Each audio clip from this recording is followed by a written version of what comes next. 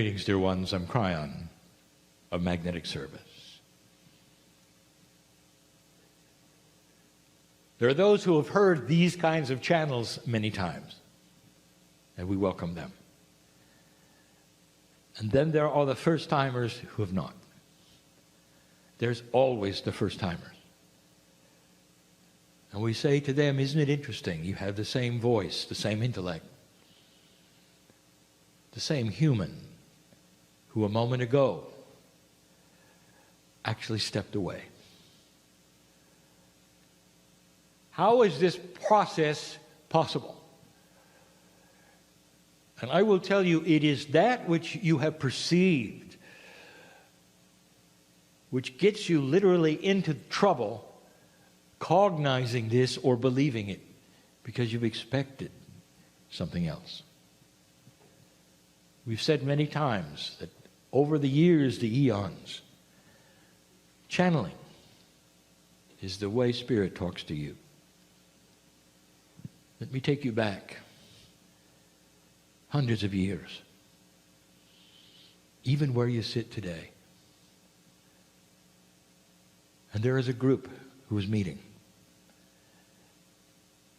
You might call them the indigenous, the originals, the first Americans. And if you look at what they do, of how they treat that which is Mother Nature, God, Spirit, whatever you say, the first thing they do is they honor their ancestors. And in honoring their ancestors, you may not understand, they are honoring themselves because they see themselves as a product of their ancestors. They may even have the concept of past lives, and they are their own ancestors.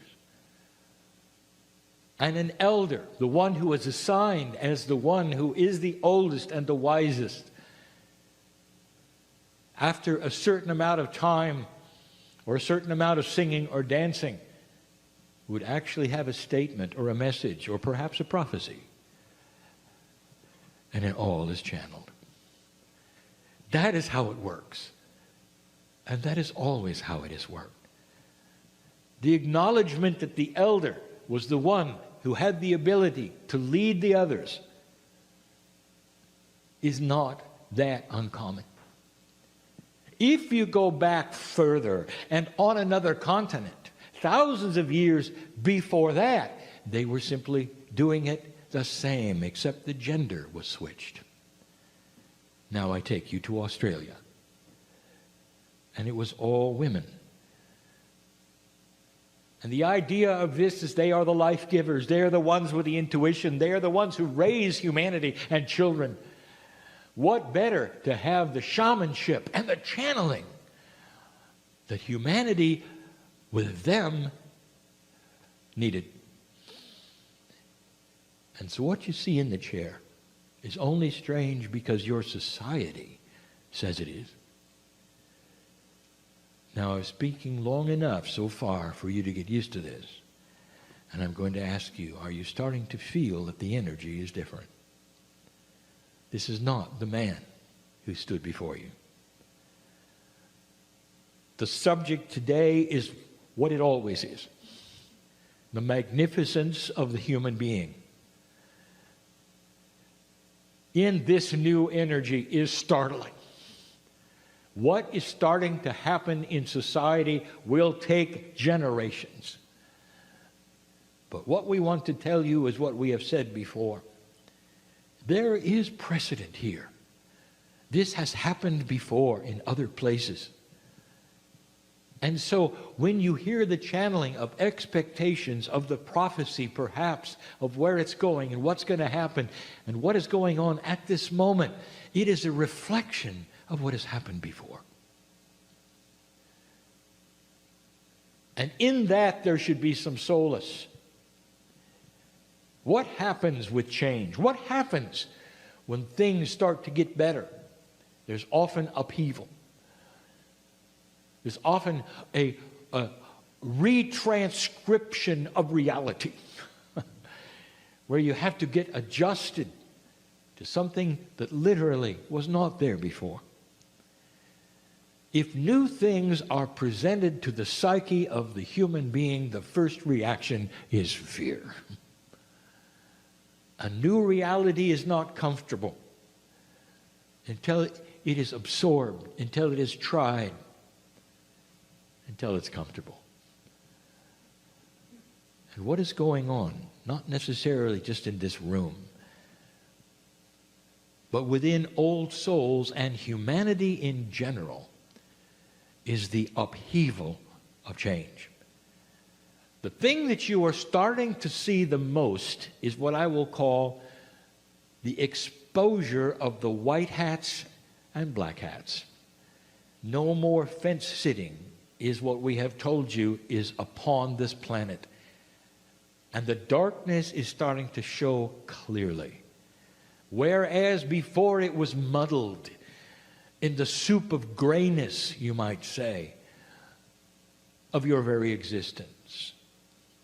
You might have lived for 20, 30, 40 years on this planet and been part of major conspiracies, of Illuminatis, of control, and never really truly understood it because it was in the grayness under the hood.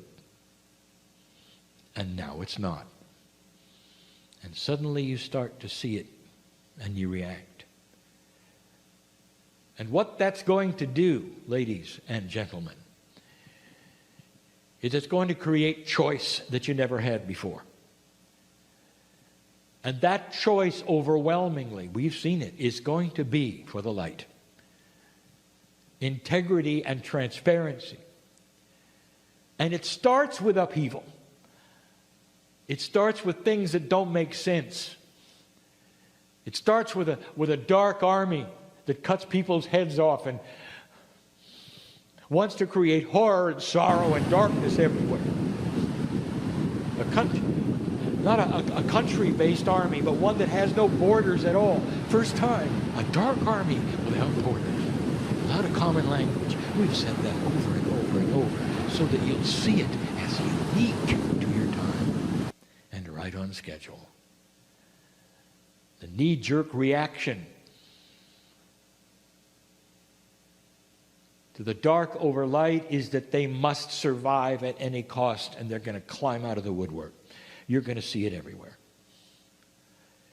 It's going to come in many disguises, outrageousness, change, and it's already among those here know it. And it's in everyday life.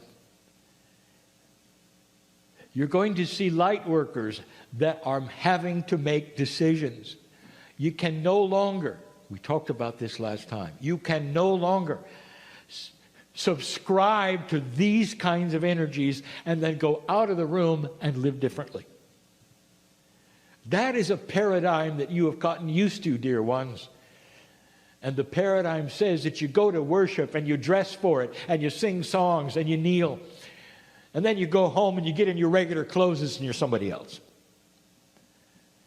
And you do that for year after year and you call it acceptable, never understanding it's not even real. And now it gets real. What do you believe? Do you carry it into your life? When you wake up in the morning, what is the first thing you think? There are those who will put their feet on the ground and say, here it is, another wretched day. And it will be. Created from their mouths, their consciousness, and they will walk from place to place, and everything will go wrong. And they'll cry throughout the day because everything is wrong. Never understanding that their consciousness precedes them. And then there are those who will put their feet on the ground and smile and chuckle and say, here I am again, magnificent in a beautiful world. And you'll say, well, Kryon, are you just fooling yourself? It's not a beautiful world. Maybe it is to the one who walks around and creates a beautiful bubble wherever they go. A countenance which is gentle, which allows them to laugh, which has compassion for others wherever they go. That's the beauty of their world, and they're creating it wherever they are. These are the new masters of the planet. And you're going to see more and more of this dark and light. Have you been with friends who are no longer friends? Because all they did was drama. Did you have perhaps a whole decade long of a friendship when all you tried to do was help somebody? But every single time you met with them, the story was the same. The tape was played over and over. And finally you realized it was never going to change because that was the reality that they've chosen to create. And so you dismiss, and you are on your own, creating your own bubble. The difference is this, dear ones, that your bubble is light and is being shared. Wherever you walk, the darkness recedes. This is the new energy. And light is winning over dark, which means that if you have a compassionate consciousness, it's infectious. People are going to want to be around you, to see what you have that others don't. It carries you through life differently. It makes it so that you and your children have a better life and you react differently to them and they see you differently. You at work is different. You with others is different. And we say again, is it just same old, or are you starting to wake up to something that not only is different, it's joyful, magnificent, infectious, desirable? I'll say it again. You will live longer if you live. You will live longer. The chemistry will change who you are. The joy factor is the subject. And in this changing energy of today, this is what you are trying to achieve. Tonight, my message is going to be one that is slightly different. We're going to talk about that which is without and within. A new paradigm, literally, of how you meditate, of how you worship, of how you look at Spirit or God, starting to evolve and grow up into who you are and always were. Getting out of the old paradigms of linearity that you saw when you were born. Even in this, which you call the New Age. We sit in a time that is different, and in this area, what you have is beautiful. Meditators. It's why I am here. It is why my partner is in Fairfield. Because the energy that is created with consciousness is palpable. Because it is a sweet and gentle place when there are those with compassion looking to Spirit for guidance. And there are so many of them that the land resounds with it. The crystalline grid remembers it. And even those who simply drive through the city will feel it. You're in the right place at the right time to hear this message. Beauty is coming to this planet in so many different ways. The little pockets will start to grow. Wisdom will start to be seen finally as desirable. The rock throwing that you currently see in your politics eventually will diminish.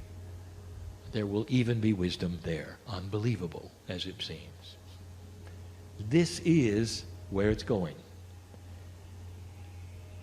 There will be those who will hear this and read this someday, a long time from now, and will recognize that it really is prophecy.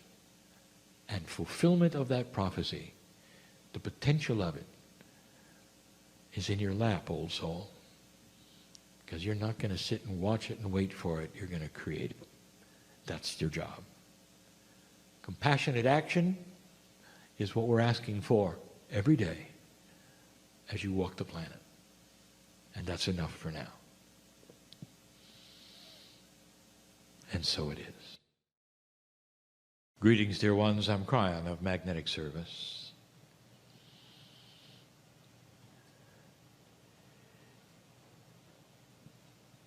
The voice you hear indeed represents the energy of the creative source. That is God to some, spirit to others, whatever you want to call it. We have discussed what the creative source is and what it is not.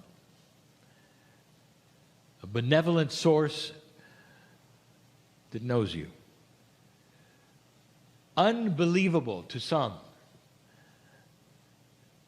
that the human being individually would be known by the one or many, the soup, the creation that was responsible for setting the universe in motion. And the reason for this personal touch, you might say, is because in you is part of the Creator. We've told you this before. The system is complete because you are part of God. It's important, especially in this new energy, that you really cognize this and feel this. We go back again to the ancients to see what they would say. For instance, what is the first organized spiritual system on the planet thousands of years ago? What was their first intuition about who humanity was? And the answer is God inside. There are still cultures, many of them, millions of individuals on the planet who would greet you with a namaste, the acknowledgement of my God inside me greets the God in you. God inside is not a foreign concept. Do you realize the connection that is possible here? Dear ones, with the DNA working at the degree it is, the shallowness of all of it, as you progress and as you have an elegance of the divine evolvement which is at hand, the first thing that's going to happen is that connection's going to get better. And the God inside becomes the God outside and inside. But for now, I want you to really, really cognize that you've come into this planet with the Creator inside you. This is reasonable and logical for the test of the planet, for the souls that have to come here and work the issue. There has got to be creation in each of you. If that's the case, I'm going to ask the big question of the evening.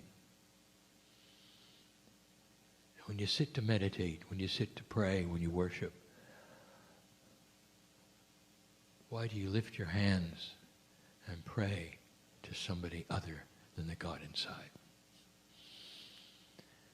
Humanity is going to have to start understanding in this new energy, the way to the future is not an externalness, it's an internalness.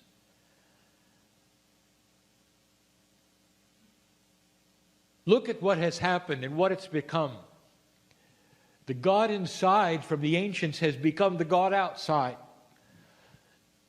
You didn't just remove God from your bodies in this society. You made it so humans were useless and worthless and born dirty and had to grovel and crawl even to be noticed by this Creator. It's a disservice. It's a dysfunction to the entire body. When God is inside, the evolution of the human spirit will have a great catalyst, and that will be the belief of starting to activate the internal compass. Your consciousness to this point has always had a lack of self-worth. God inside is a beautiful concept, and it didn't stick. And now we start asking you to create something that is going to be understood by you but not practiced by you. A concept that says you leave divine because you were born magnificent. And you were. The first breath you took, the soul that entered your body, all of the planning to get you here creates a magnificence, a beauty that is seen by Spirit and God as beautiful, and yet you don't. And now it is time to start reevaluating what's in there. The internal compass is more than just intuition. It is God inside of every single human being asking to be activated. You still are guilty, are you not, of a bias where even when you meditate, you're looking at an external source. Dear Spirit, I want this. Help me with this. Dear Spirit, I love you. What if you internalized it and called it what it is? In an older energy, we taught you that the best question you could ever ask of God is, tell me what I need to know. And now we're saying the question is the same. But now you're going to start asking God inside. Internalization of this issue means that when you sit to meditate, you honor your body first, because that is where God is in every single piece of DNA. Hundreds of trillions of pieces. God's in all of them. There is a piece of you which is quantum. A very small part of the DNA molecule has been proven to have a quantum attribute. That is just part of what we speak of. There's more than you think in there. If God is inside, you ought to be able to sit down and meditate and start pulling forward that which you need as your internal compass, because you are calling on the source which has always been there. Not the source that sits in the sky, the source that's inside. And to make it easier for you, you might reframe the way you speak or think. And you might start with, Dear Spirit inside, tell me what it is I need to know. Activate my internal compass so that I will be able to sense the direction and not worry. Dear Spirit inside, quench the fear that I have about anything. Dear Spirit inside, show me the peace that passes all understanding, because I'm worried. Dear Spirit inside, I'm afraid. Activate that which I know is inside me so that every single cell can feel what I know is there. I am eternal. Give me the peace, the quietness, and do it now. Has it ever occurred to you that your consciousness can speak to the Creator inside your body? Look at this pathway that you've all but ignored as you search other places. We've said it before, in the scenario of today, somehow you have got to the place where you've eliminated Gaia, you've made God dysfunctional. It's a God who loves you so much you're going to burn in hell if you say the wrong thing. That's not God. Would you do it to your kids? That's not God. Inside you is the whole engine. It's all there. And it's time for you now to take it kickstart it, and see it. Is it possible that every single cell of your body knows what I'm talking about? We've spoken about the field. We've given you two major channels on the benevolence of the field. Some have called it entrainment. There is a field of physics that wants harmony, that puts things together in a synchronous fashion. We've even called it physics with an attitude, because it's not fair, it's not neutral, it's benevolent. And in this new energy, you're going to see this manifest itself every single time you ask it to. This is the wind at your back, finally. This is the help you ask for, finally. And it comes not from the sky, but absolute normal physics. It can be measured. There's a reality in your court that wants to help you activate the internal compass. You wake up at 3:30. I know who's here. And some of you wonder, what'll I worry about now? Because that's the pattern, isn't it? Years and years and years. You assemble the worries and the fears, you make a laundry list, and then you present them to God. How linear of you. What if you woke up at 3 and said, thank you, Spirit, internally for waking me up? Dear God inside, show me why I'm awake. Oh, I see. So you could hold my hand and tell me you love me. So I could go back to sleep and be more peaceful than I ever was. Thank you, God inside. There is no thing too great for the God inside. No matter what you're feeling, no matter what anxiousness you have, no matter what is there that you think may be even permanent, no matter what you're going through, there is a bridge to the God inside that will wipe it away, and the peaceful river of love will flow through you like it never has before. People will see it in you. People experiencing some of the things you have to experience will see it in you because you've mastered it. You discovered where God is. And the irony of it, you've just returned to the past. The ancients knew it all along. And now you're just reawakening some of the most profound knowledge of humanity. It hasn't even been hidden. It's just that you had to get to the place where you wanted to see it, to awaken it. Part of the spiritual awakening in this new energy is awareness of things that are there that you didn't see before. Of you accepting concepts that you never considered before.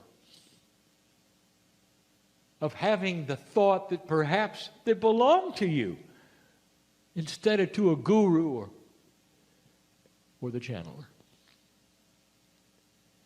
That indeed all of the equipment for everything we're talking about is already in place. And it's been sleeping a long time. Sleeping. The whole idea of awakening something that's been asleep is no more just a metaphor. It is reality. But that's the way it feels. You walk out of the room with a new awareness, but perhaps a new paradigm. Stop looking outside yourself for answers, because they've always been in you. Meditate the same as you always have meditated. But what you're now doing is balancing internally that which will manifest externally in your actions, in your consciousness, in how you treat others, and how you greet the God inside of anyone who comes in your path. We have spoken over and over about compassionate action. We've talked about a change of consciousness that makes your actions different. We said this leads to healthy things. It leads to longer life. This is the evolvement of the new human being. But this is a major hurdle. Listen to the way you meditate and pray. Add the word inside every time you mention Spirit, every time you mention God.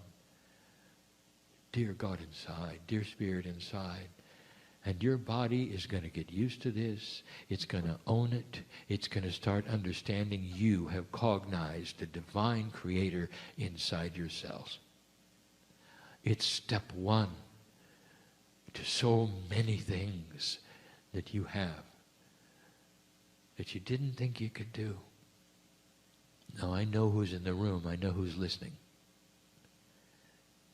What have you got right now that is so sorrowful or that creates worry and fear? What is it about humanity that lets you project the worst into something worse? And so whatever it is that you fear, then you create a bigger monster. This is the old energy paradigm that will completely and totally be wiped away by dear God inside. Darkness cannot exist when love rules. Hatred cannot be there when joy rules. Sorrow cannot exist when laughter is the king. And this is the teaching of the day, of the year, of the century. You turn the corner, dear God inside, and you join the ancients who knew it from the beginning, for it was intuitive. And then when you have time, and when you want to, I want you to walk outside to where the trees are and the dirt, not the cement, where your feet can touch the dirt. And you can say something that Gaia has wanted to hear for centuries. I want you to say, my God inside says, welcome home. You're going to start collecting energy from the source of Gaia itself, because that is your partner here. You cannot survive without it. We're in a place where there's many farmers. You ask them, they know. Farmers have a tendency to go barefoot when no others would. And you'd say, why would you do that? And they would say, because I want the dirt between my toes. Because I can feel that which is the energy of the dirt, of the divine. And it soothes my soul. It's the step after God inside. No matter where you live, you can do this. You can go where it exists and do this. And I'll tell you, you're going to receive a revelation of energy when you start including Gaia yet again. But dear ones, first is God inside. The externalization of where and how God works converted to the internalization of the reality of how God works is the key. Did you know that when you start that, your biology starts to shift? Did you know that your chemistry will start to shift? Did you know that the benevolence of the field will have a greater impact upon your health? Because suddenly you are allied with things that you never were before. If God is external, how are you ever going to internalize your health. If God is external, how are you ever going to have the peace inside? If God is external, what's it all about? Why do you exist? The logic of this should be clear, because there is no external. You are God. And collectively, your consciousness will change the planet because you are God.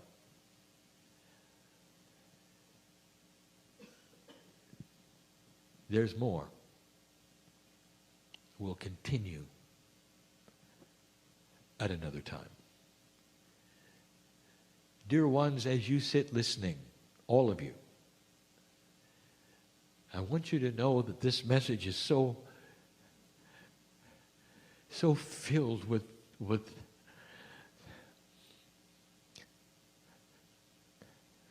a word that my partner can't conceive of because it doesn't exist. There's no word of how much the Creator is part of you. There's a confluence of love that flows from the other side of the veil directly to you when you cognize and understand and internalize the Creator. As long as we're outside of you, it just sits there. When you bring it in, you're going to live longer. When you bring it in, it starts to be complete. I'm Kryon. I would not tell you these things if they were not so. The new human is beginning to arrive. And so it is. Greetings, dear ones. I'm Kryon. A magnetic service.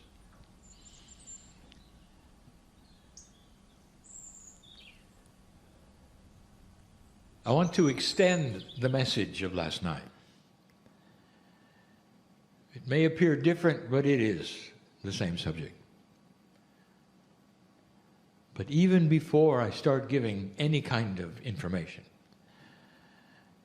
I want to identify the channel. It's really not an informational channel.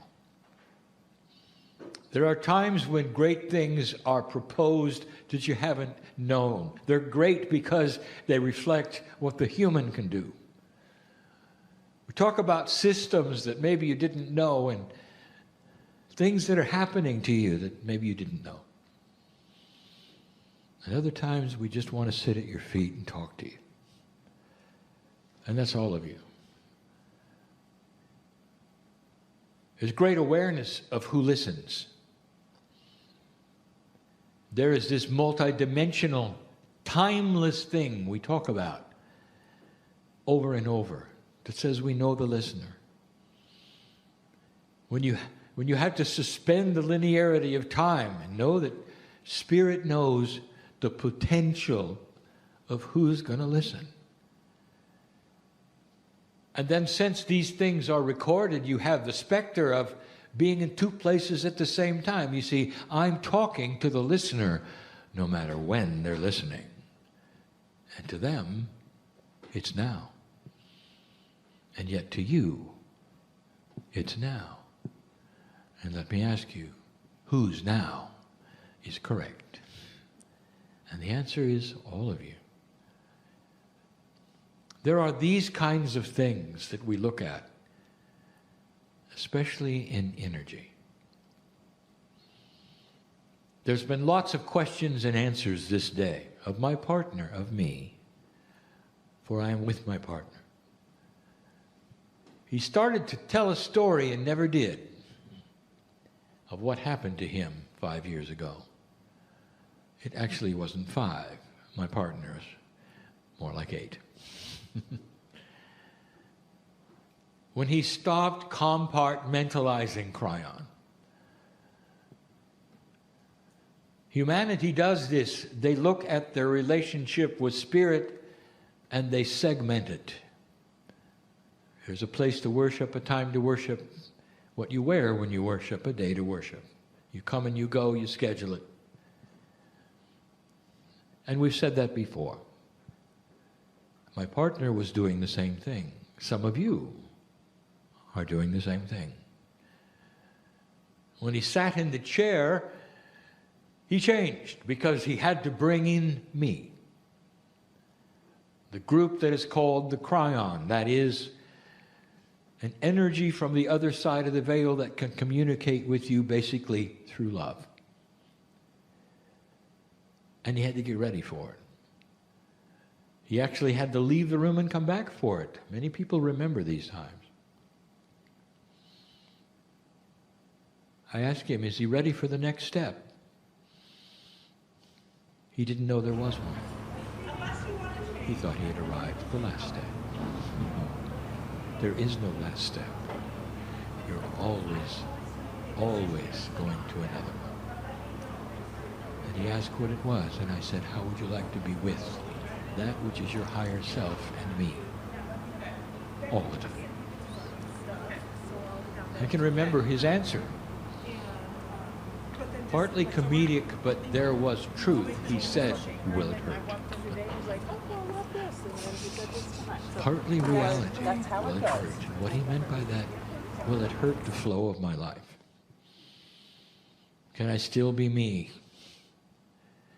As though a magnificent thing would be bad. And then we asked him to try it. It became a meld where no matter where he is or what question he is asked, he delivers the answer from that part of him which is connected to me. In these sessions, some of you can feel it. When he flips between Lee and Kryon.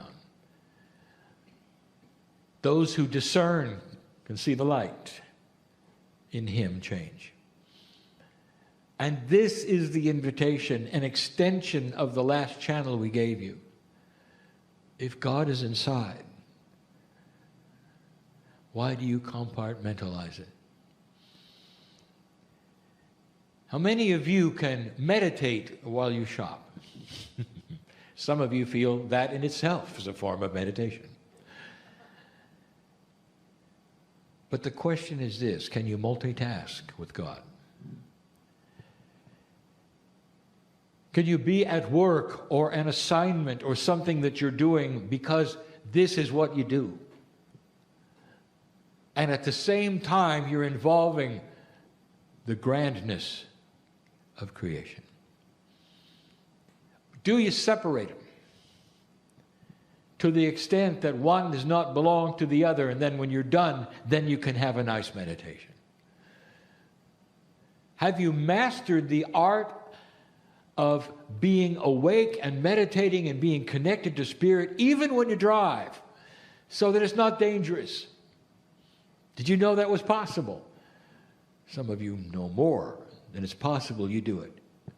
You don't have to leave your body. You don't have to be someplace that is what they would call non-concentration. That you can multitask. Even accountants be crunching their numbers and at the same time be aware of their divinity.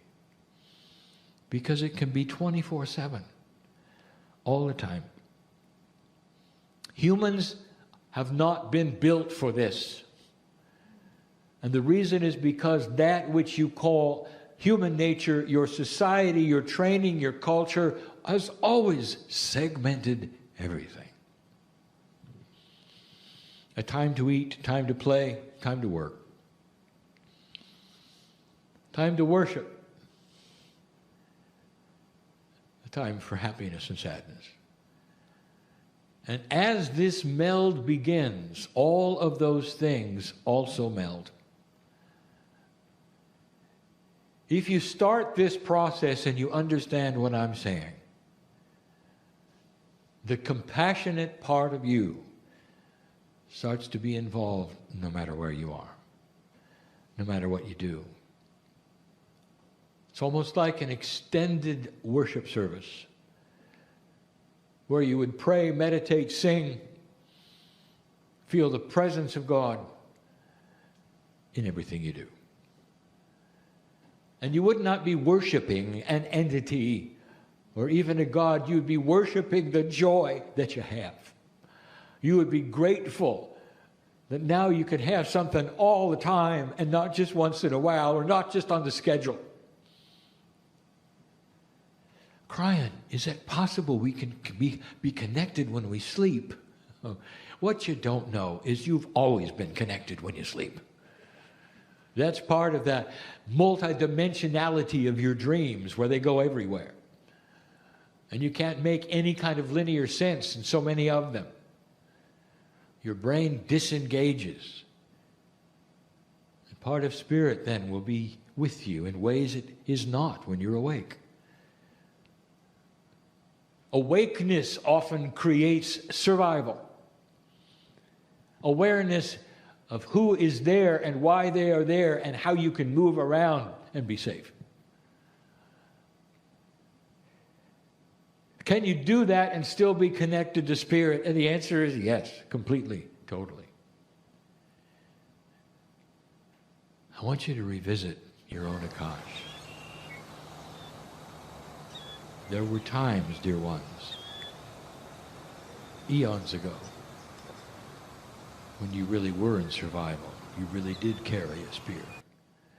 You really did have something, perhaps, to live in you wouldn't recognize today. And I want to tell you what the indigenous believe. That God is in everything. In the animal that is about to be sacrificed. In the plants that grow for your nourishment. And every step you take, Gaia is with you. The meld was complete, and that has been lost. And now we rekindle that meld, but in this new energy, it goes far beyond this. It starts to enhance the intuition and synchronicity. Who will you meet and when? I speak to a room full of people. It is there now. And I say to this room filled with people, did you meet somebody you didn't know today? And did you learn anything you didn't know from them? Did you recognize them? Not as former family members, not as profound Akashic things, but as member of a soul group called the Creative Source. Could you see you in them? Could you relate? Could you be empathetic to the point where you could join them often and know that you'd be safe and fine? Synchronicity works this way. You're pulled together from places that are very different. For commonality, you have come to the room to hear the channeling, to enjoy the energy, to be with others of like mind. And now let's add the last one, to always expect. Synchronicity with people you don't know. There are those who had answers for you today if you took the time to meet them. The situations and issues that you've asked about and wondered about. Synchronicity is the new key. Intuition will push and pull you, not karma, to come to these kinds of meetings and other areas where you will meet those who are there to meet you. And how are you going to enhance it? How do you know when? The answer is when. Last channeling asked you to stop looking for an exterior God and start looking inward to an interior God, so that your meditations would begin different. Dear Spirit inside. Dear God inside. And when you say those things out loud, the very cells of your body celebrate the fact that you know it. It's almost like they're saying, they're awake. They know about it. Finally, the integration begins. The meld is the invitation. To carry around that part of you which is divine, that you feel is God, whatever that is, to carry it into the most unlikely places, what you do, where you go. As you drive, as you walk, as you shop, as you eat, as you talk. And dear ones, when you do that, things change. You're healthier. Did you know that? You can't segment and remove spirit from your cellular structure and only visit it when you want to and expect balance in your cells. Your cells crave this. The balance of bodies crave this. The missing piece, the element that's always been something that has been mysterious and people have asked about over and over. How can I this? How can I that? Your name goes here. How can I go this? What's next? You're not melded yet, or you wouldn't ask. The melded human being is one who is super intuitive and don't even know it. They just know what they should do, where they should go, and what's next. That's the meld that we speak of.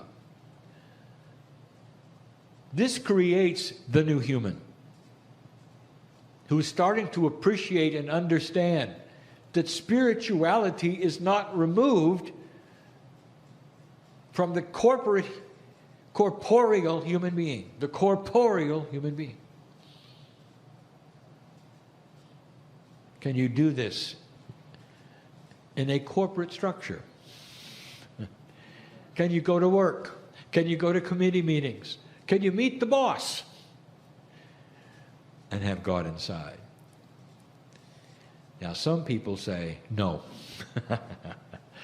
I've got to leave spirit at the door when I go into the office. As though spirit was not there. I hear this all the time from humanity.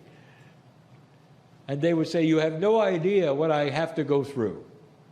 As though we weren't there. Next to you the whole time. Even in your statements in meditation, you don't know we're there. You've isolated and compartmentalized yourself so much that you have to try to explain to spirit in your meditations what you need, as though we were never there. The one who melds, don't get this wrong, the one who melds may find themselves meditating less because they have changed the nomenclature of meditation. 24/7 meditation. Always connected, no matter what you're doing. Always meditating because you have God inside. Always thinking like a meditator because you have God inside. No more isolation. No more scheduling a meeting with God in a place where you know God is. Instead, you know where God is inside you. 24-hour meditation with your eyes open going to work.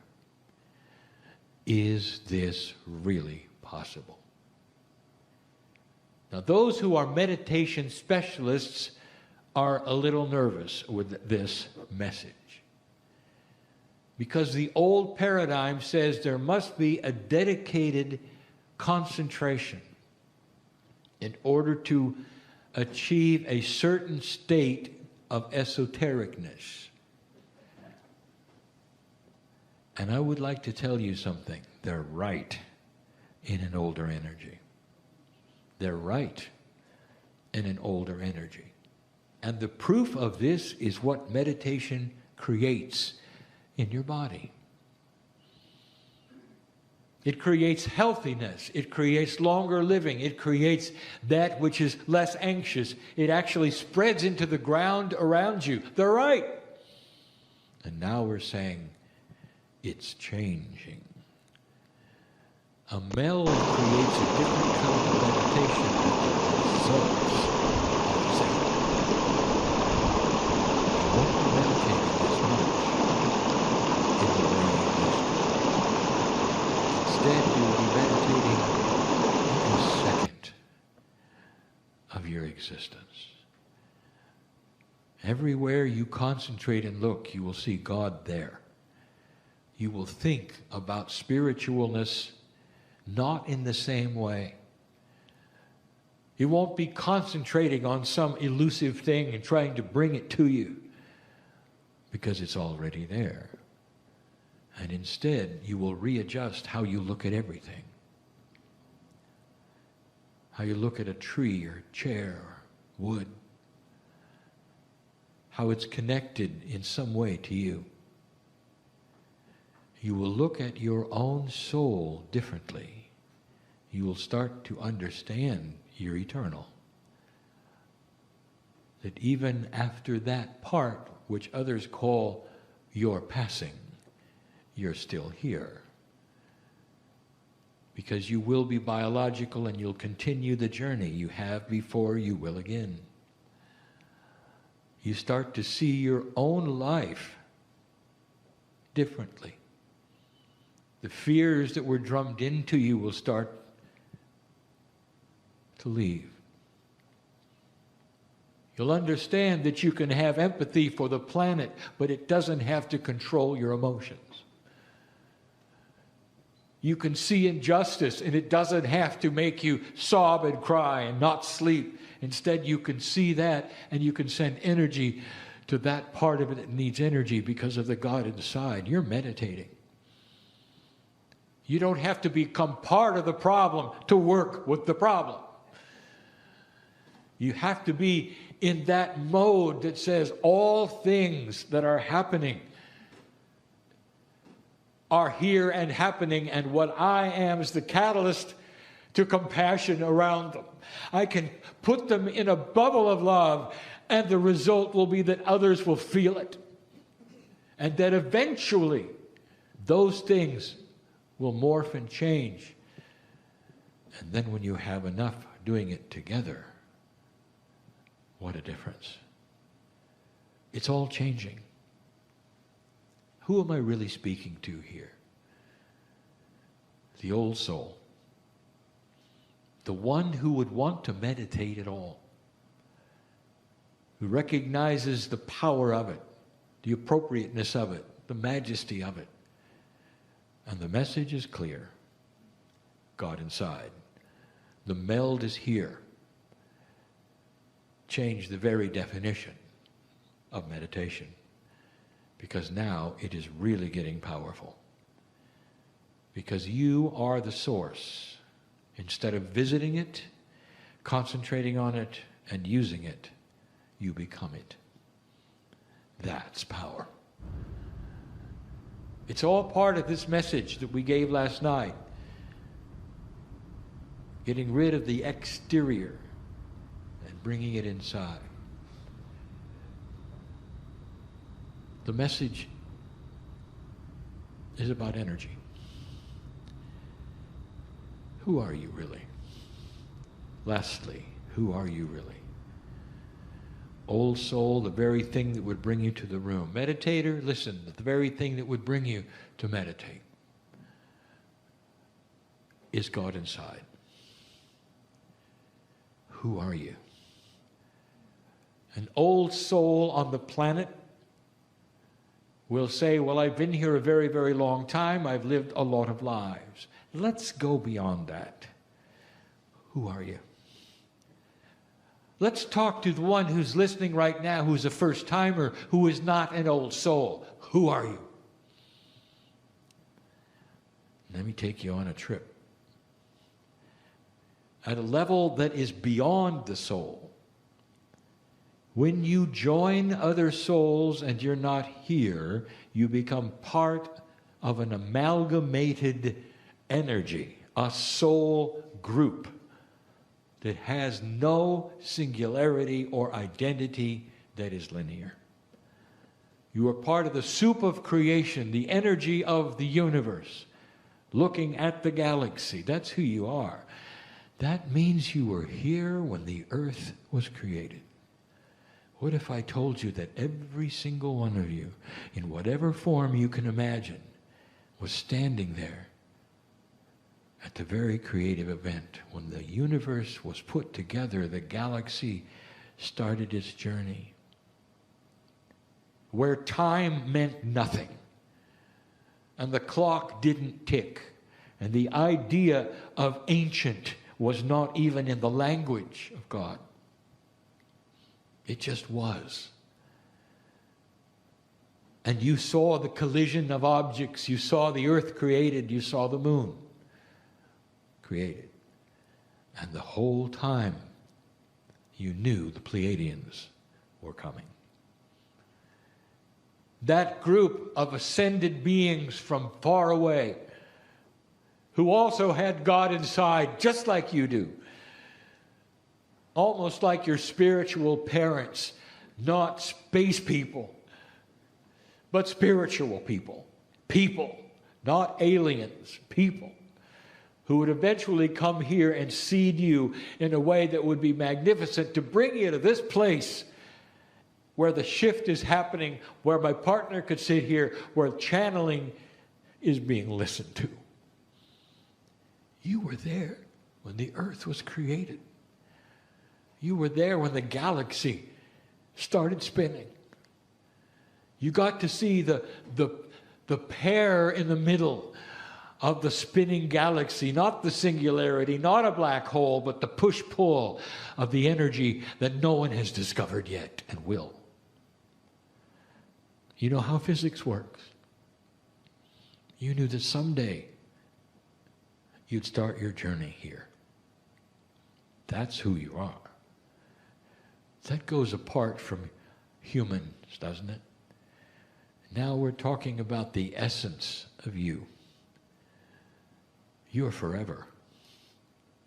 And when you meld, I promise that one of the things that's going to happen is that the longer you live, the more you'll be aware that death itself is a paper tiger. It's a transition, and all it does is create sorrow for those you left behind. That's all it does. It doesn't take you to a bad place. It takes you to a good place. You go home. And all that happens next is that you come back. The worst thing about death is not dying. It's those who are left behind and how they treat it. And how you can prepare them to treat it. If you can cognize this with them too, they'll have a celebration. They'll celebrate you in your next incarnation. They'll celebrate all that you did while you were here. They will celebrate you into the beyond. And there will be tears of joy that you're eternal. What a concept.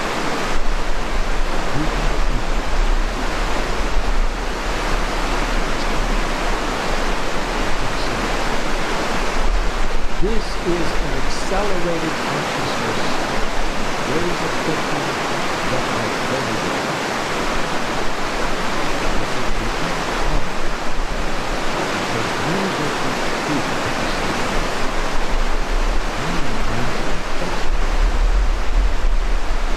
There was a time on this planet when there were many gods. And it wasn't that long ago. Even when you're talking about 3,000 to 4,000 years, which is nothing, there were multiple gods and arguments about which one is correct and real. Most of them were dysfunctional.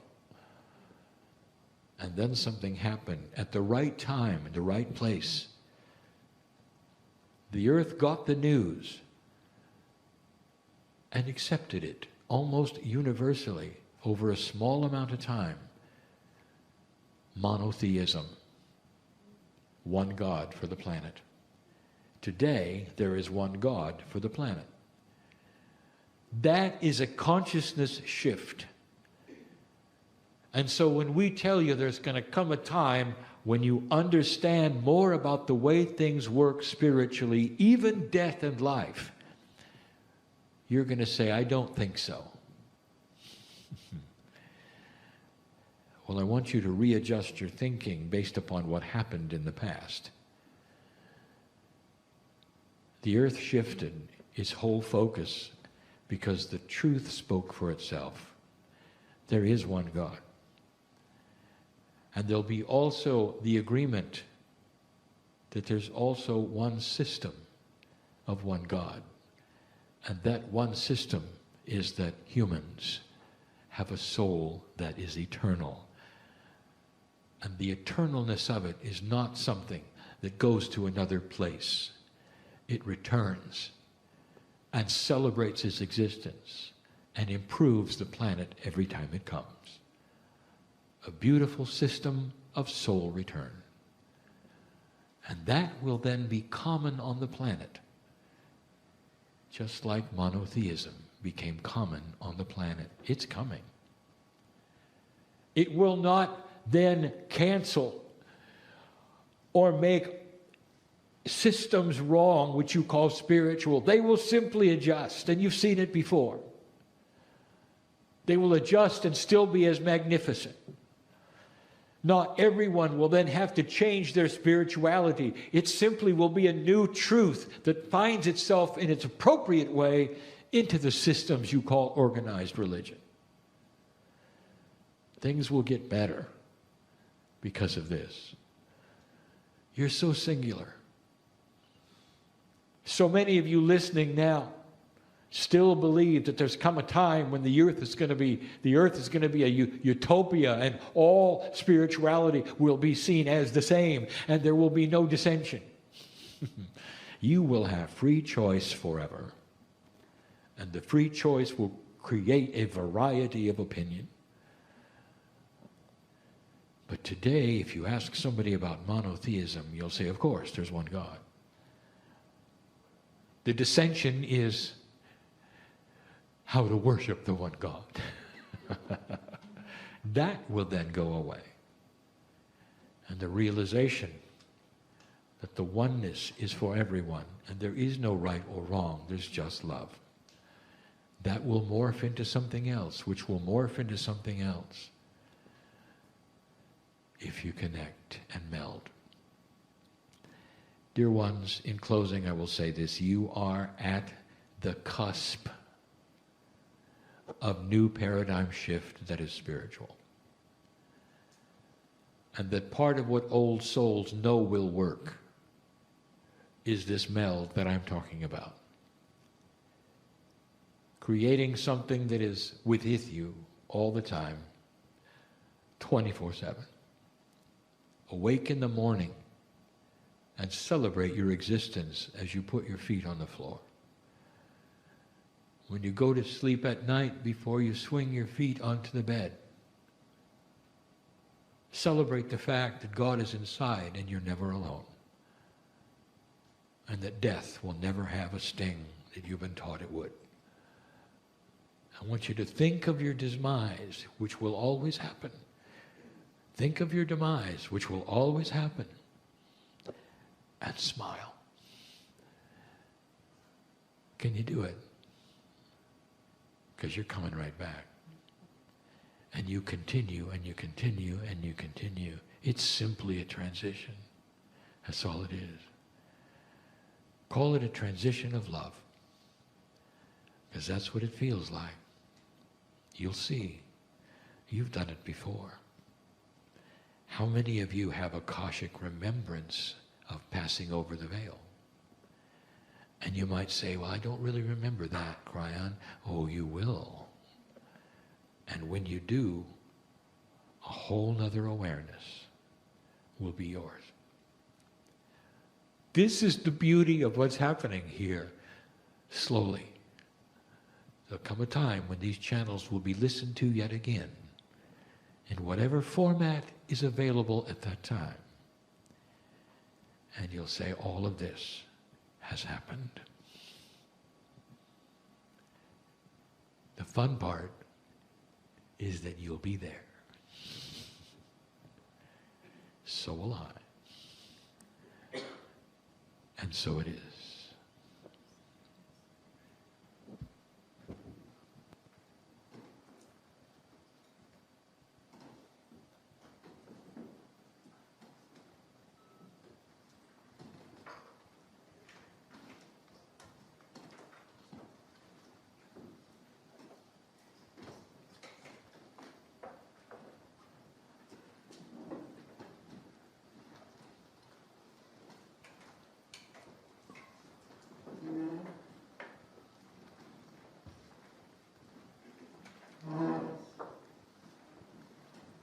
Yeah.